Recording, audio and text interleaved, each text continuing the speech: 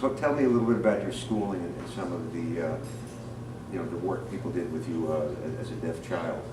When my mom and dad found out I was deaf, we had somebody come to the house, and I was really young, I was only 3, and they taught me how to sign and things like that, and how to do different sound things.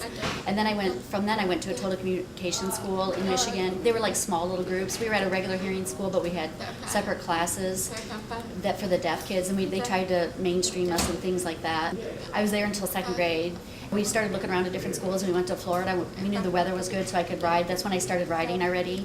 And then my mom and dad wanted me to be involved with like deaf culture and things like that and have a good school. So we went to the Florida School for the Deaf and Blind, and it was really good for me. And then I went there until I was in 9th grade, but then I had to be homeschooled because I was traveling too much, and I had entered high school and I couldn't miss anymore. And your dad encouraged you when you were younger to ride? Yes, my dad, he used to race himself, and his dad raced too. And then he became your coach. What sort of stress did that put on your family? Yeah, I mean, it is stressful, it's part of my life, it's part of motocross, but, my mom and dad always encouraged me. They tried to make sure everything was good for me. So you argue with him about? Yeah, we fight a lot, because sometimes it's hard to separate that he's my dad and a coach. Like out of motocross, sometimes it's hard to separate the things, and I want him to be like a dad outside of motocross, but it's hard to turn off the coaching hat, and it's hard for me too. We try to remember that, but a lot of times we start fighting, and it's hard to get back to that. Do you miss him being just a plain old dad? Yeah, sometimes I do. He's both things to me, but yeah, sometimes I wish, he wasn't my coach. I wish he was just more my dad, but I know that's my only way that I can become good too, because it's the only way I have, somebody to talk with. But we still love each other at the end of the day, and we try to put motocross aside. My mom and dad have a lot of wisdom, so they, try to just help me out in things I didn't know about. But it was a lot of stress. There was fighting going on, and it's hard to be such a close family, and motocross is a family sport, so you have to try to keep it together as a family too, but it's hard to do sometimes. And you had a mechanic that moved in with you at one point. Had somebody worked on your bike? Yes, his name was Cody Wolf. He was my mechanic. He left Wisconsin, and he came and moved in with our family. He worked with me for like almost 3 years off and on. But then he had to move back to Wisconsin. He has a new life. He has a girlfriend, and they have a baby. It was like her baby, so he had to leave home, and he couldn't work with me anymore. So now I have a Honda mechanic. His name is Toshi. It's kind of funny to watch the two of us communicate now. So how was that? You were driving around the country in an RV, the big family with Cody living in the RV with you. What was that like? The motorhome was a lot of pressure because everybody was close together. We had to stop a lot. People were fighting and arguing, or if it was raining, you were stuck in the motorhome. But now it's a lot nicer because you just fly for the short weekend and you're in a nice hotel and stuff. It's a lot better way to finish. So here you are, being homeschooled, being an advocate for women professional riders, and having your own rider career that you're working on, and which is also very challenging. How did you handle all of that? That's a big bite to take.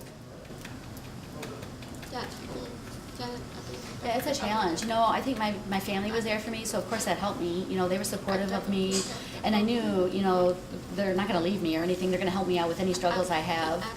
I'm really happy that I had the chance to be like homeschooled and things like that. It was actually better for me, I think, because being deaf, it was nice for me to be away from the deaf school because I learned so much more, like with language and things like that. Like I write columns now for Transworld Magazine and Ability Magazine, and I don't think I could have done that if I would have stayed at the deaf school. So it's helped me out in a way too, and my family's been there for me. So. Mm-hmm. Now this put a tremendous stress on your family being so supportive of what you were doing. Oh yeah, I know my mom and dad. They're always there. They're always going to help me and my little brother. And it's been stressful, and my mom and dad were separated for a while, but they got back together, and we're just always a family. We're always going to be together. Tell me a little bit about your parents' separation and how that happened and how you felt about it. I was really upset. My mom and dad, they were separated, and they were talking about divorce, but, my little brother and me, we were trying to get them back together. I just knew that they were a big part of my career and my life, and I didn't want them to be separated because of that. So, my mom and dad just kind of sat down and worked together and realized, they were still in love. It was just all the work and all the stress and everything. So, they tried to get back together, and they always encouraged me, so I just tried to encourage them. And, I didn't give up on them, and they didn't give up on me, and we're still together as a family. How did that work with your dad coaching you? I was riding myself. Me and my mom and my little brother, we went to California to ride because I had just joined the Honda Red Bull team, so I needed to go out to California anyways to test. And my dad was back in Florida working, so actually I was kind of just by myself, like testing and riding, and so he really wasn't a part of it. And then when I came back, like after last year, when my mom and dad were back together, I was working with Ronnie Tishner. He's a coach, and he's in Florida.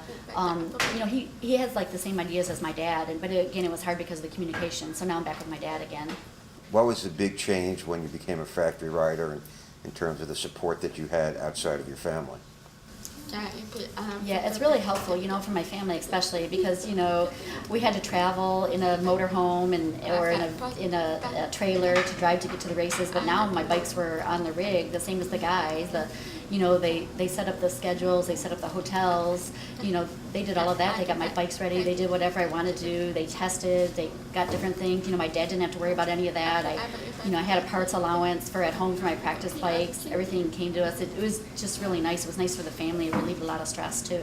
You like the good life of the pro a lot better.